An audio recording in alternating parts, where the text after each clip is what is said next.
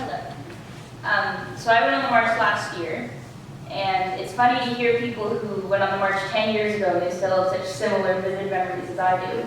And what's funny is I just graduated chat, and right before I went on the march, my E3 teacher told me that our class assignment, if you were going on the march, was to keep a journal and write every single night what you did that day.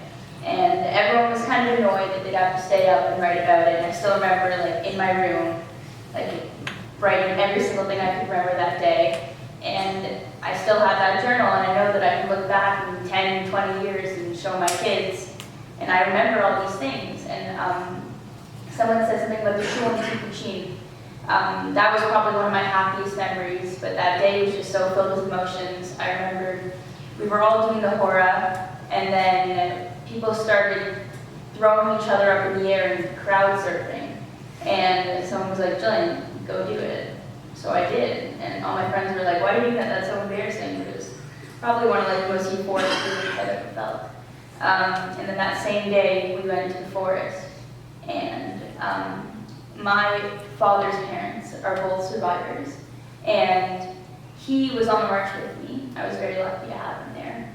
He was on the adult march. And he had told me the day before, when I told him we were going to the forest, he said, I don't know if you know this, but Bogey's story was that her father was shot in the forest, and the last words he said to her were, run.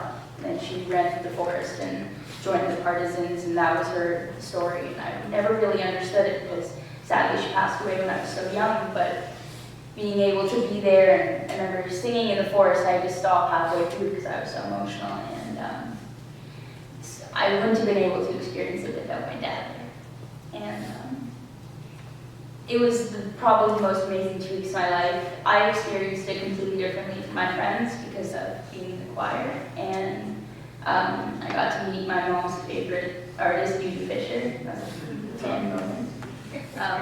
But there were so many memories and so many different emotions, and it's so hard to realize when you're 16 or 17 years old just how amazing it is. And you know, the survivor who's on my bus, you know, still comments on all my prom pictures. And, you know, you do have this family for the March of Living, and it's so nice to see all of you again. That's like, and also whenever Aviva asks me to do anything related to the march, I always come because I know that you guys will be here.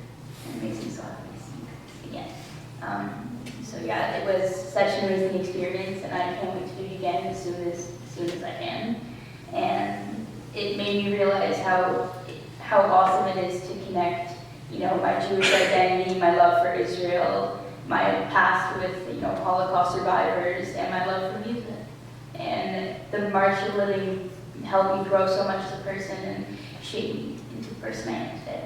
And I can't thank the March of Living enough for it. And I encourage everyone to go no matter how old you are, send your kids, because it's so unfathomable to think of what happened, and the fact that we're able to go on makes me very happy. So, Shabbat Shalom.